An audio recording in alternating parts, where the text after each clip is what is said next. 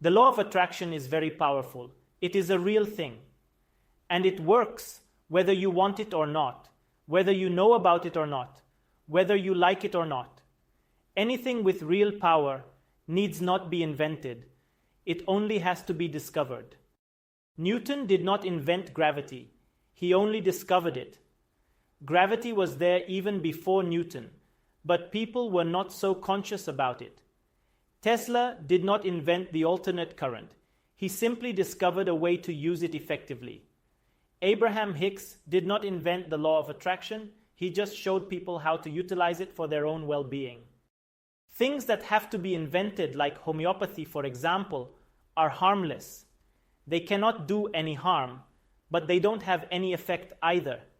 If it works as a placebo, through the power of imagination, which is real.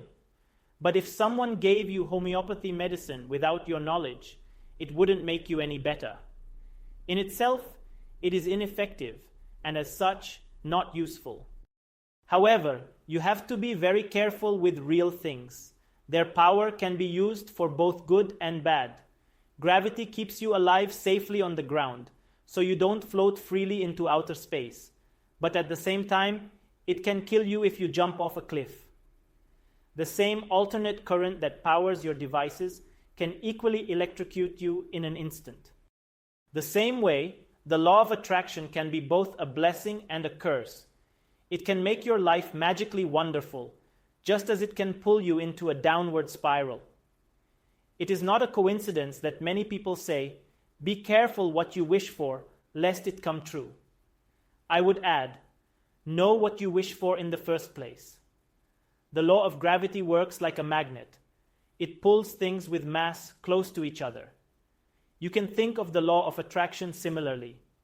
The difference is that it pulls the physical and the mental realms close to each other. What you think of affects what happens, and what happens also affects what you think of. Or, one could say that it works like a mirror. Whatever happens inside reflects in the world outside. And whatever happens outside is then reflected back inside, and the cycle goes on. You can indeed create a heaven for yourself, but you can just as easily create a hell. And as most people are not aware of the law of attraction, they create much unnecessary suffering for themselves. Now you know why people say that knowledge is power. Knowing the laws of physics, the laws of life gives you their power. Until now, you have been playing with fire, and you burnt yourself many times. It is time to take your thoughts and emotions seriously, and use them for your own good consciously. Don't let them abuse you anymore. You have to become their master. Instead, you have to use them to create the masterpiece of your life.